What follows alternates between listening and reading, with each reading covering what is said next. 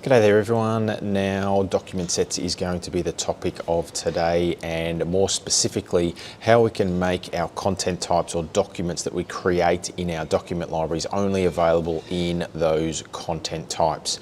So as you can see on the screen here, this is kind of the default experience where we've got a document set enabled in our document library and we've got our other documents, but it's still being, you still can create these documents outside of the actual content type itself. So the experience that we're looking for is something like this. So if I click into the projects library, we click on the new button, we've got only the document set here that is available for us to create, not actual document content types. So when we create a new document set like so, it's going to give us a name. We'll go give this name just a default name here of Project Alpha, and we'll click create. Now that's going to create our document set, but what about our document content types that relate to this particular project? Well, now when we click on the new button, you can see that we've got project initiation, project status report, and a solution design available to us now that we've created our document set or our project document set content type in that library. But if I go back to the top, the root of the document library here, and I click on the new button, you can see that those documents aren't available for somebody to create outside of those document sets. So how do we go about creating that experience? Well, first of all, we need to jump in and have a look at our content types. So if I go into site information here and I'll go into view all site settings, we can see if you are a site collection administrator, we've got under web designer galleries, we've got site content types. Now this is different from the content type hub. Now the content type hub is at the tenant level. When we create content types in the content type hub, it's available across all site collections. Now what we're doing here is specifically scoped to this particular site collection. So we can now create a new content type based on the document set content type. All right, so every content type needs to have a parent. In our case, our document set is our parent. So let's have a look, and we'll create another project document set here. So we'll go project document set, we'll give that a name of that, we'll go category, we'll use our existing category that we do have, the Copilot category here. Now the parent content type here is where we would create this as a document set as our parent. So we'll create that document set like so, and then we've got a default new content type based on the out-of-the-box SharePoint content type. Now, the interesting part here is we can now click on the document set settings, and we can set our allowed content types in this section here. So I've already gone ahead and created a number of different document content types. So we've got project initiation, we've got a status report. So we'll just leave it at those two, and then we'll hit save. So that's going to allow the document set to use those content types. All right. Now, let's go back to the site collection, and what we'll do is we will create a new document library. So we'll go new document library, blank library, we'll call this our projects, and we'll hit the create button.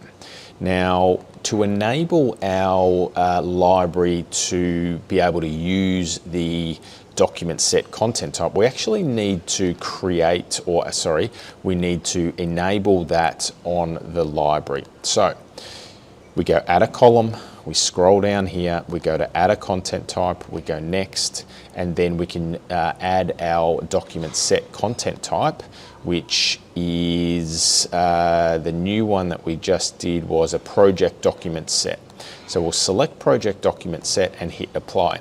Now you may have the experience where you can't create or you can't add a document set or a document set child content type to a library.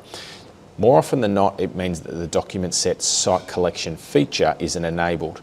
So in the site information, under view all site settings, under site collection features, there's actually a document set feature here that does need to be enabled or made active. It's deactivated by default, so it's kind of hidden. And this is why I tend to think the document sets are like a hidden gem inside of SharePoint, because it's disabled or it's deactivated by default. You have to go in and actually activate that to actually start using it.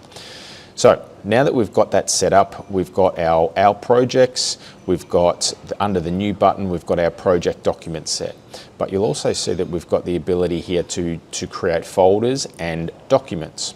So the first thing I'm going to do is I'm going to go to library settings and I'm going to remove this out of the box or the default document content type here, because I want to always use the custom content types around projects that we've got.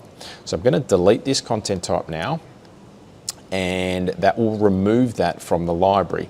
I'm also going to remove the ability for people to create folders. So under here, under folders, I'm going to set this to no, and I'm going to scroll down and I'm going to click OK. Now that we've done that, let's just jump in and have a look at what that has done to our new button. So under here, now I've only got project document set and a link. Let's go ahead now and create our project document set. So we'll create that now, and we'll call this Copilot Rollout is our project. We'll click Save. So it's going to create a brand new document set for us in this library.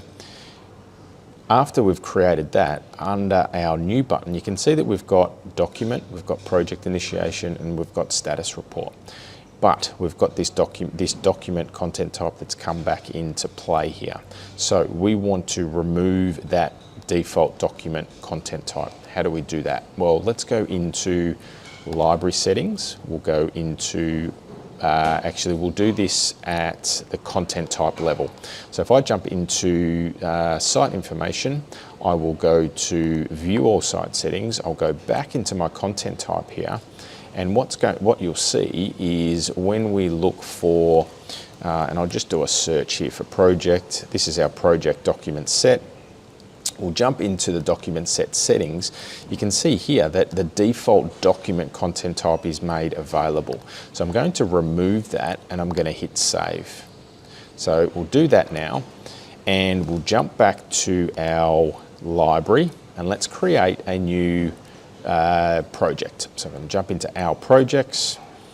Then I'm just going to delete this content type, this document set here called Copilot Rollout. We'll create a new document set now, and we'll just give that the same name. So we'll go Copilot Rollout, and we will click Save.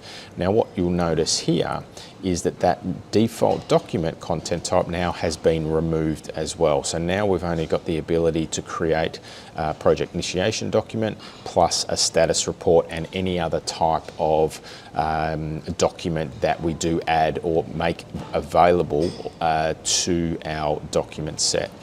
So that's document sets and having the ability to only allow certain content types inside of that document set without having that at the top level of the document library as well. Hope that brings us some value today. Thanks for watching, and I'll see you in the next episode.